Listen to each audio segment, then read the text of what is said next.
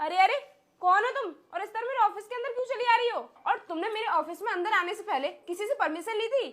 तुम्हें पता है ये एक मैनेजर का ऑफिस है और इसके अंदर आने से पहले परमिशन ली जाती है। तुम किससे पूछ कर अंदर आई? वो मैं तो मैडम खाना देने के लिए आई थी।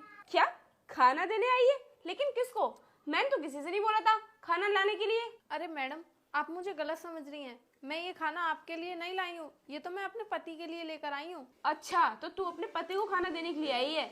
वैसे तुम्हारे जैसे गवार लोग हमारी इस कंपनी में काम तो करते नहीं है। तुझे पक्का पता है तेरा पति यहाँ पर काम करता है? हाँ मैडम, मुझे पक्का पता है। मेरे पति यहीं पर काम करते हैं और उनका नाम रामू है। अच्छा, तो तू सिक्योरिटी गार्ड रामू की बीवी है। तभी तो मैं सोचूं कि तेरे जैसी गवार मेरे ऑफिस के अंदर क्यों घुसी चली आ रही है। और अगर तुम्हें अपने पति को खाना ही देना था तो बाहर ही दे देती, मेरे ऑफिस के अंदर आने की क्या जरूरत थी? क्योंकि तुम्हारे जैसे लोगों की इतनी औकात नहीं है कि तुम लोग मेरे ऑफिस के अंदर आ सको। तुम कहाँ गाँव में रहने वाले गवार, तुम्हें कपड़े पहनने तक का तमीज नहीं होता है। तुझे देखकर तो मुझे ऐसा लगता है कि कब से तूने अपना मुंह भी साफ नहीं किया है। तुझे इतनी भी तमीज नहीं है कि इतनी बड़ी कंपनी में जा रही हूँ, कुछ अच्छे कपड़े पहन कर जाऊँ, थोड़ा साफ सफाई से जाऊँ, ऐसी मुंह उठाकर आ गई है। और तुझे पता है अगर तुझे यहाँ पर किसी और एम्प्लॉय ने देख लिया तो पता है अपने मन में क्या सोचेगा कि ऐसे लोग भी मैडम के ऑफिस में आते हैं, मेरी कितनी बेइज्जती होगी। मेरे पति बाहर गेट पे दिखाई नहीं दिए, इसलिए मैंने सोचा कि मैं अंदर जाकर किसी से पूछ लेती हूँ। लेकिन आप तो मुझे इतना सुनाई जा रही हैं। तेरे पति की इस कंपनी में कोई औकात नहीं है। वो 2 कौड़ी का सिक्योरिटी गार्ड है और तेरी इस गलती के लिए मैं तेरे पति को नौकरी से भी निकाल सकती हूँ।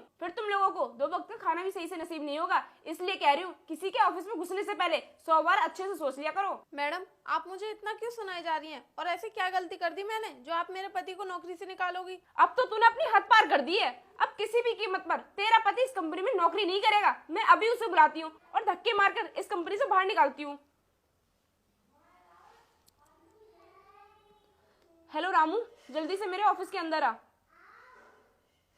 ठीक है। जी मैम साहब। अरे आरती, तुम यहाँ पर क्यों आई हो? रामू, ये तेरी पत्नी है क्या? जी मैम साहब। तो तूने अपनी पत्नी को कुछ सिखाया नहीं है? तुझे तो पता होगा कि इस कंपनी में तेरी क्या औकात है। फिर तेरी पत्नी की हिम्मत कैसे हो गई बिना परमिशन के मेरे ऑफिस में घुसने की? मैम साहब, इनकी तरफ से मैं आपसे माफ़ी चाहता हूँ। इनसे जो भी गलती हुई है ना, प्लीज़ उसके लिए माफ़ कर दीजिए। माफी?